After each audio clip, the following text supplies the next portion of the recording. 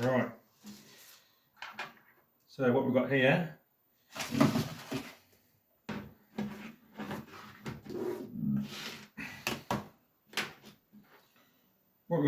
is an old Kindle which was coming from the customer, and it's saying that the battery's dead on it. So what we're going to do is we've actually managed to get a replacement battery for this device. There's the original, and then we've got here, bear in mind this job's half done, so we're just going to put the new one in. Make sure that's all on. Make sure it's clean.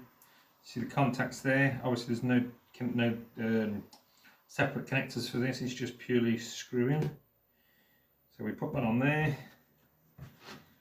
and what we're going to try and do, we're going to see if this bad boy turns on.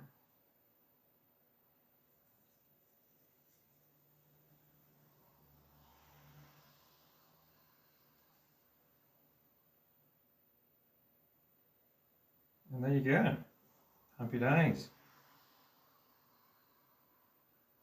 We tested the battery, we know the battery works. Customer's going to be happy.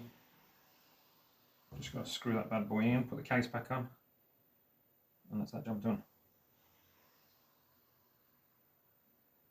These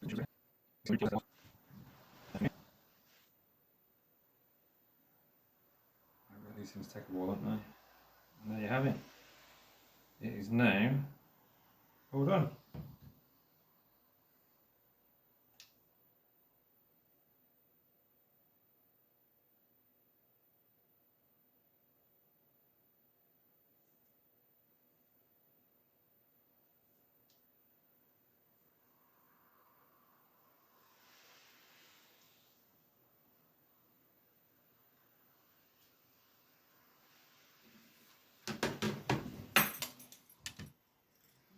So I'm just going to grab our little screwdriver set here,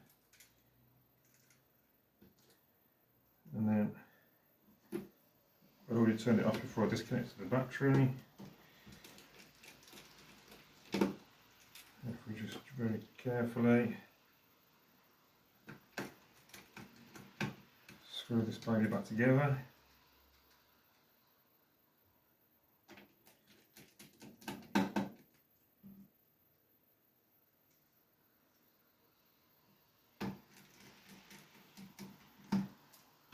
There we go. Screw there. Happy days. So just give it one final check. You can see it's already coming on there as soon as I put the battery on. There's a bit of dust. So what we do with these, what they do is, I don't know if you can see from there, but there's a couple of little slider clips there. So what they do is you slide it up into that ridge there, and then slide it up. Can be a bit fiddly, but once you've got it, there we go. Get them sides in there, hold that, push, and then clip it down. Do the same other side, and there you go.